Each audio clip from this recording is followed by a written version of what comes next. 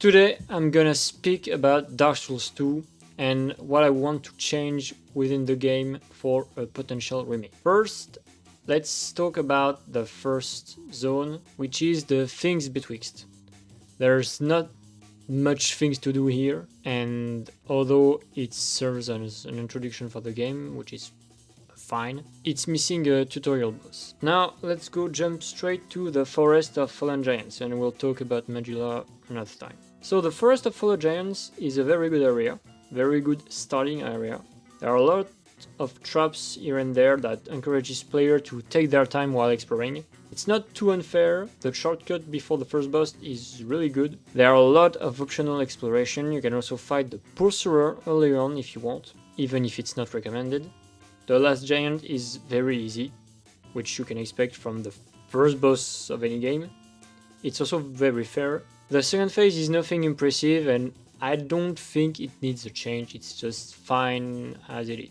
Now, if you were to remake Dark Souls 2 today, well, you can either keep the gameplay like it is, or you can make the gameplay much faster to be on par with stuff like Elden Ring or Night Rain, but that also means you need to speed up the bosses and enemies to retain some form of challenge. As of right now, I consider the first area and the first boss as really good. Now, in terms of downside, full damage are slightly too punishing, and it's not just for the first area, it's for the whole game. But since I'm going to cover every area in the game, I talk about the mechanics that I think are not great at the time where I discovered that they're not great.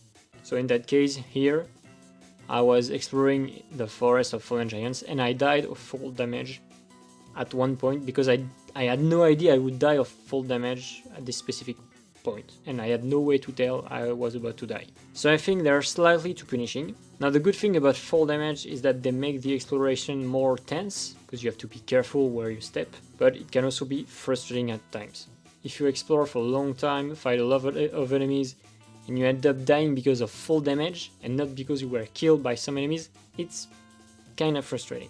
Other than that, locking on to an enemy and turning around will make your character do a very slow turnaround animation. That is so frustrating. When you just lock onto a guy and you want to turn back and you see the animation and it gives the enemy enough time to run back at you, to reach you, and then they hit you with one other attack, it makes me really angry when it happens. This is a really bad mechanic. If they do a remake for Dark Souls 2, they need to change that. Now the solution currently is to just deactivate the lock-on when you want to turn around, but it's impractical, especially since when you use the lock-on too much or deactivate it too much, it makes the camera go in all directions, it's annoying. Additionally, for the Forest of Fallen Giants specifically, some of the Husk soldiers here have an attack with no warning before the strike, like you don't see it coming, they go toward you and suddenly they swing their sword at you and you don't have time to react.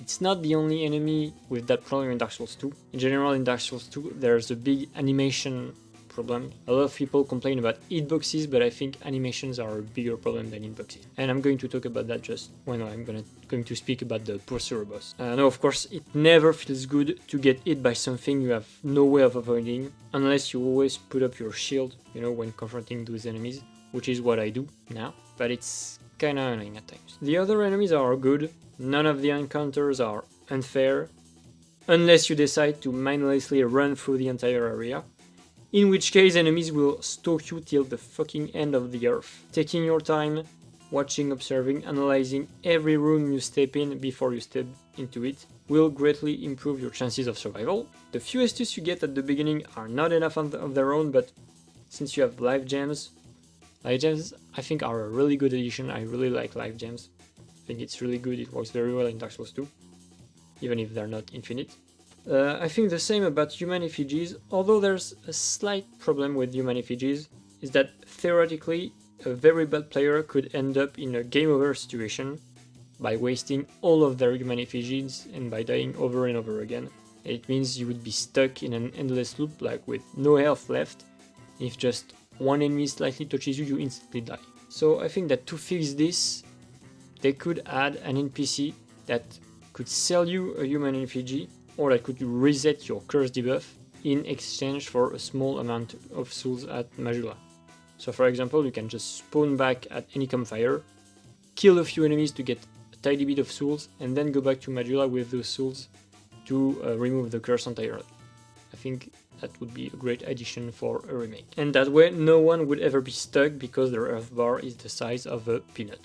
For the rest of the area we have the Pursuer boss fight, so let's talk about that. It's more challenging than the first boss. It's also fair, except for one attack, which is the grab. Now, a lot of people, when they talk about the grab, they're going to say the hitbox is bad.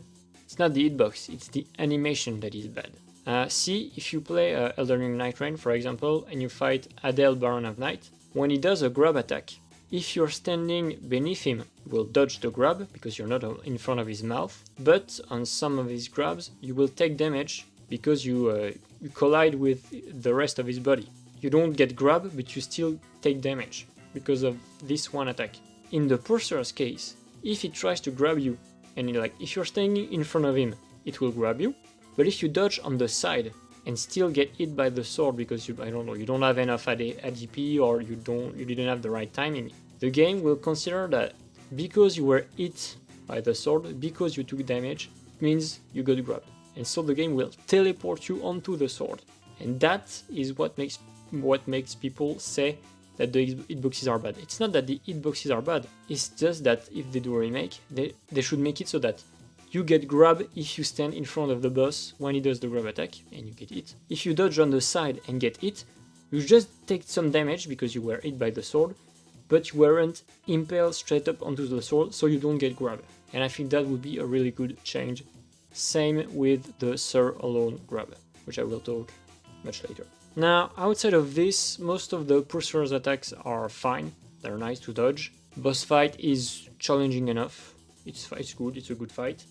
You also have access to a ballista for this fight, which you can use, but it's quite tricky to use, honestly. I just prefer fighting him regularly and defeating him the normal way, kind of.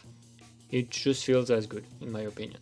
Overall, this area, the Forest of Fallen Giants, is a really good starting area, and I wish the entire game was just as good as it is. And when replaying through Dark Souls 2, I think this game is it's such a gem.